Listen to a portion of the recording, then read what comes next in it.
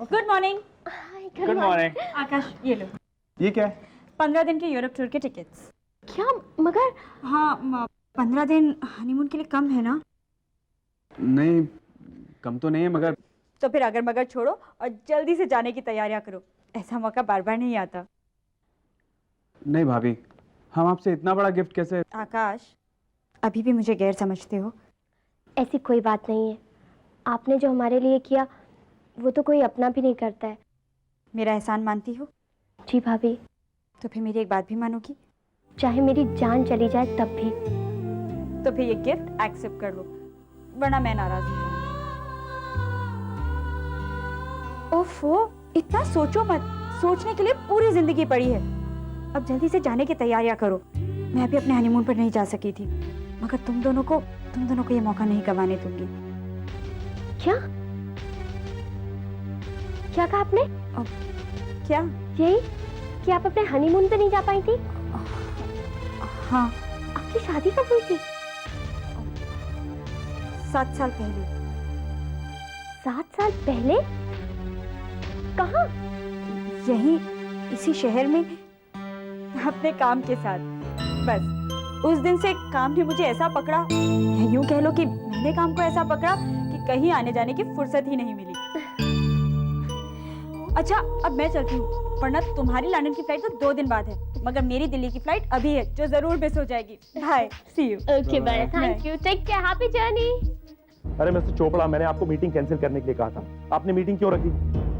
देखिए, संजना, खुशी और कबीर में से कोई भी नहीं आ रहा, प्लीज। ओके, उनसे रिक्वेस्ट कीजिए। विशाल प्लीज हरी आप। One second. और देखिए, मुझे मोबाइल पे फोन करने की जरूरत नहीं है, प्लीज। ओके, या बाय।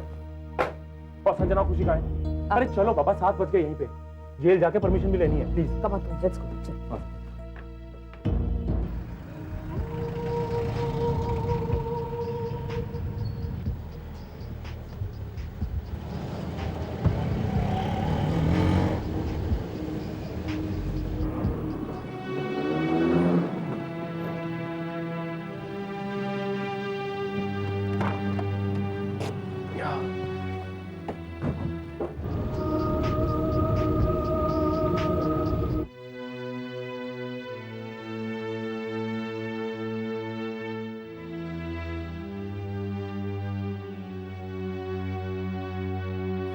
एक्सक्यूज मी, हमें श्रुति गिल से मिलना है। आप कौन? देखिए, हम सब उसके परिवार वाले हैं। अगर उनसे मिलने के लिए कोई फॉर्मेलिटीज पूरी करनी है तो बताइए। आप लोग बैठिए, मैं जेलर साहब को खबर कर देता हूँ।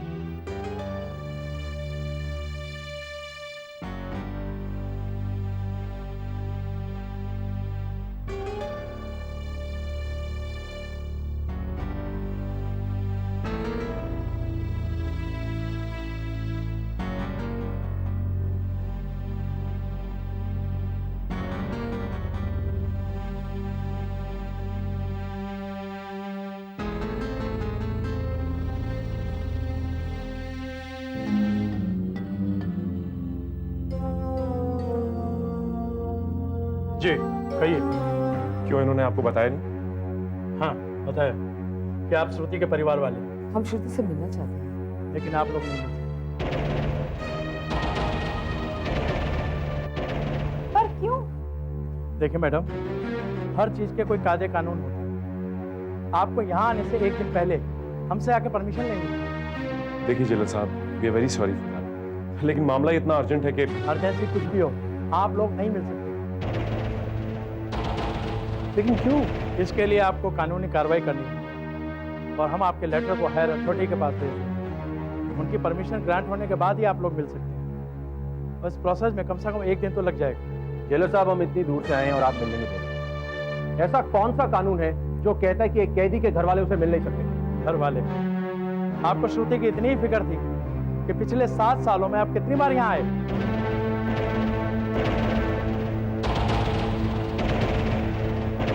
बताइए बताइए, चुप क्यों है?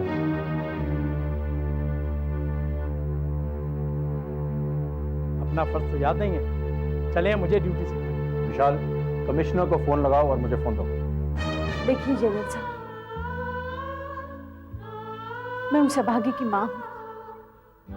मेरी आपसे प्रार्थना है आप एक बार उसे देखने दीजिए प्लीज।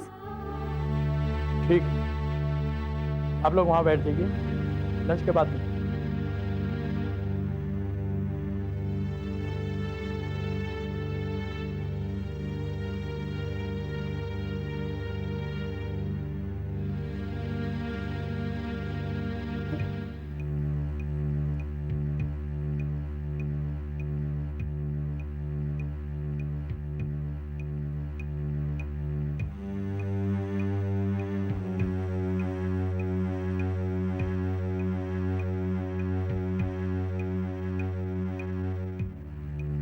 जेलर साहब, आप कितना इंतजार करवाएंगे अब? हमारी फैमिली सुबह से आके यहाँ बैठी। देख रहा हूँ, लेकिन आपके लिए मैं यहाँ के बनाए कानून नहीं तोड़ सकता।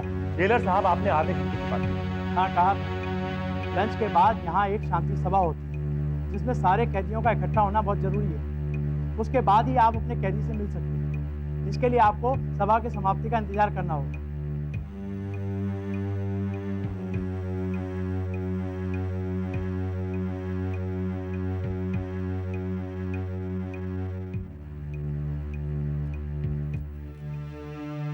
सभा खत्म होगी सर। ठीक है, तुम जाओ।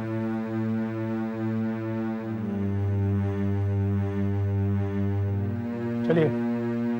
आधा घंटा करते करते 1.5 घंटा हो गया।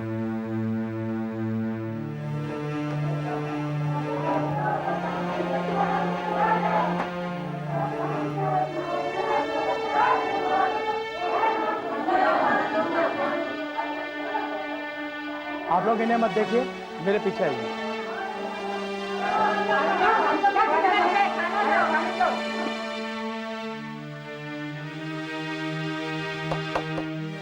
श्रुति गिल, तुम्हारे घर वाले तुमसे मिलना चाहते हैं।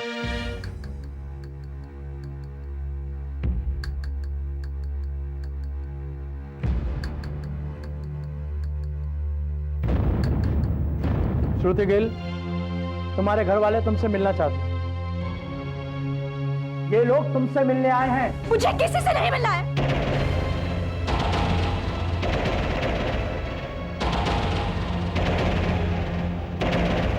मेरा कोई परिवार नहीं। इनसे मेरा रिश्ता उसी दिन खत्म हो गया था जिस दिन इन्होंने मेरे पति को मार के खून का इल्जाम मुझ पर लगा दिया। 7 साल बाद क्या लेने आए हो मुझसे? सब कुछ पूछिए। बेटा, हम सब तो। मुझे बेटा मत कहो, मैं तुम लोगों की कुछ नहीं लगती।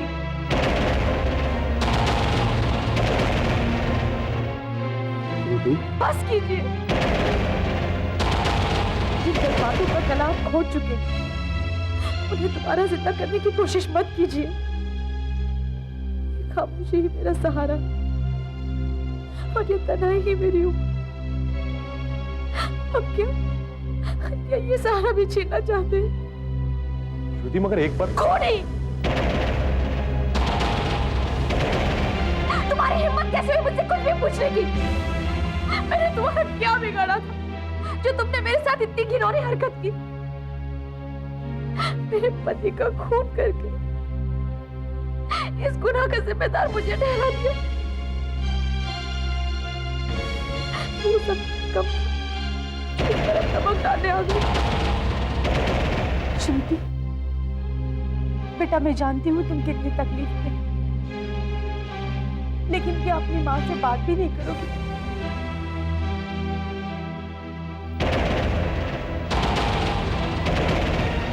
श्रुति, बेटा सब ये भय करता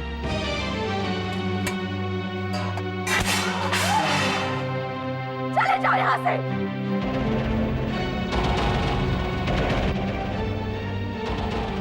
मुझे तुम लोगों की आवाज से भी घुटन हो रही है। चले जाओ यहाँ से।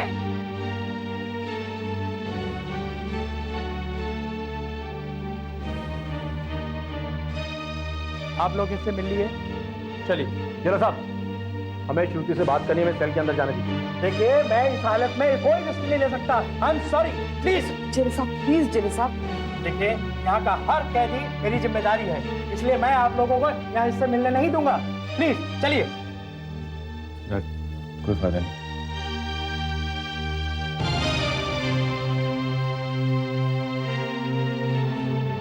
श्रुति बेटा, अपना ख्याल रखना।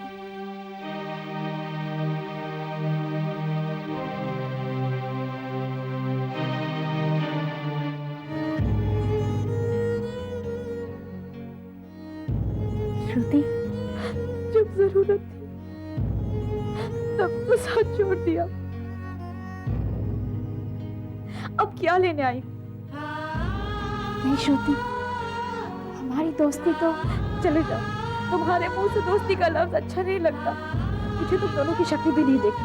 चले जाओ यहाँ से, चले जाओ। श्रुति, परसों की दोस्तानी अब हो गए बेगाने, लगे एक सपना सा, टूटे वो सारे वादे, बदले सारे इरादे, नहीं है कोई अपना सा। बरसों की दोस्तानी अब हो गए बेगाने, लगे एक सपना सा, टूटे वो सारे वादे, बदले सारे इरादे, नहीं है कोई अपना सा। देख लिया अपनी आंखों से, अब तो आपको चैन पड़ गया ना। मेरे लाख समझाने के बावजूद भी आप लोग अड़े रहे उससे मिलने की जिद पर। उस बेचारी के जख्म अभी भरे भी नहीं थे कि चले आए उसके जख्मों को कुरेदने। बस कीजिए जेलर साहब, बहुत हो गया। अब बताइए साइन कहाँ करना है? यहाँ 7 साल ज्यादा सोई पड़े। देखिए जेलर साहब, हाँ हाँ देख रहा हूँ। यहाँ के हर कैदी की शारीरिक और मानसिक तकलीफों की जिम्मेदारी सरकार ने हमें दी है। जैसे हजारों बद्दुआएं दी होगी उसने आपको। लेट्स गो विशाल, बहस करने का कोई फायदा नहीं। हाँ हाँ जाइए, और कोशिश कीजिए यहाँ आने की जरूरत ना पड़े आपको। जाइए। अरे ये खुशी और संजना कहाँ चले गए अभी? कहाँ गए थे तुम लोग? अब घर चलो। चलो कभी।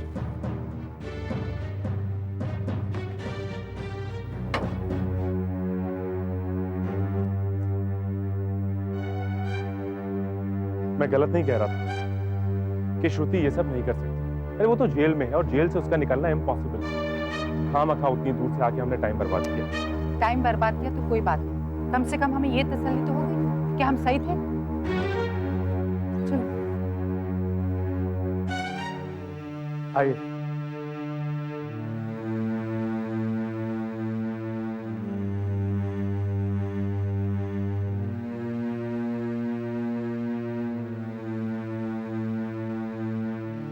दरवाजा खोलिए।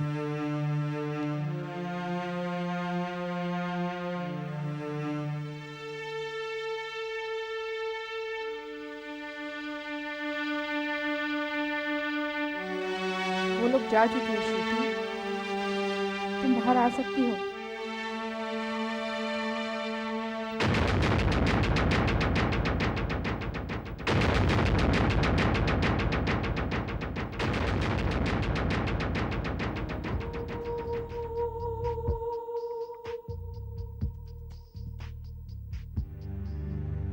आज तो वाकई तुम्हारी एक्टिंग ने तुम्हें बचा लिया,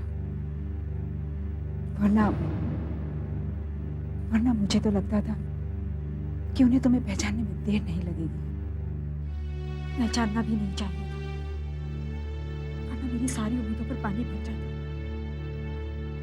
पल पल इंतजार किया है मैंने, बदला लेने के इस मौके का। इतनी आसानी से हाथ से कैसे जाने दी थी।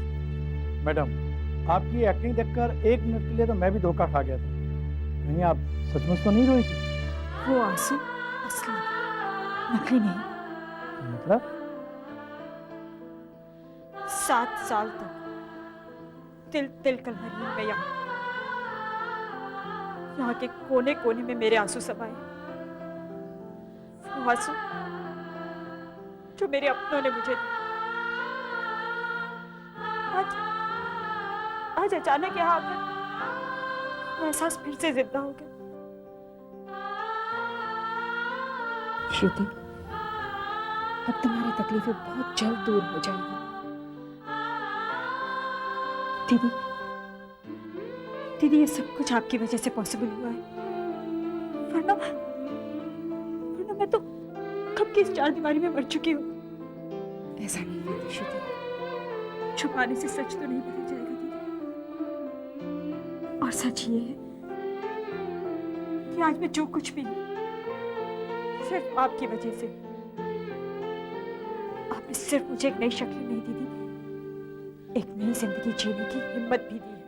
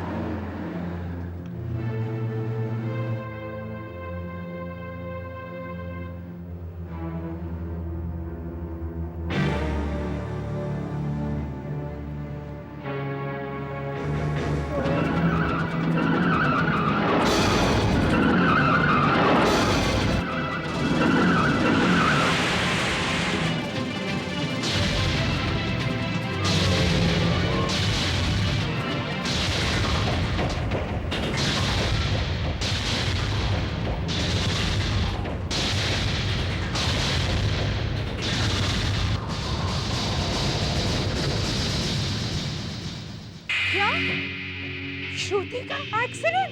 जी मैडम।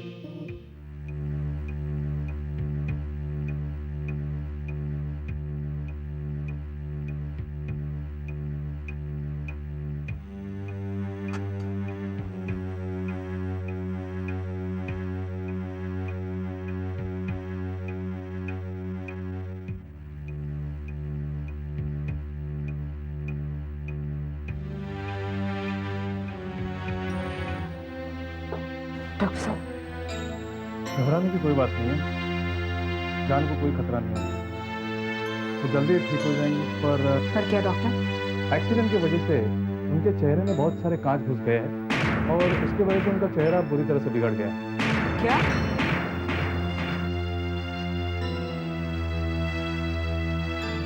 अभी हम आपकी पट्टियाँ खोलने जा रहे हैं। पट्टी खोलने के बाद आप अपना चेहरा देखिए।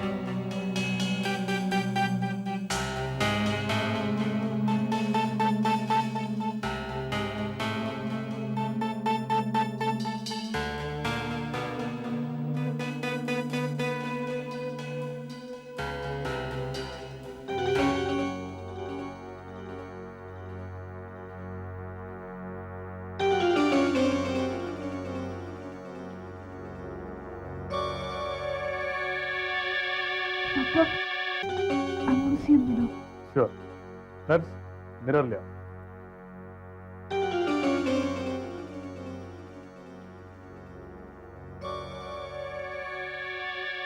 ये लीजिए।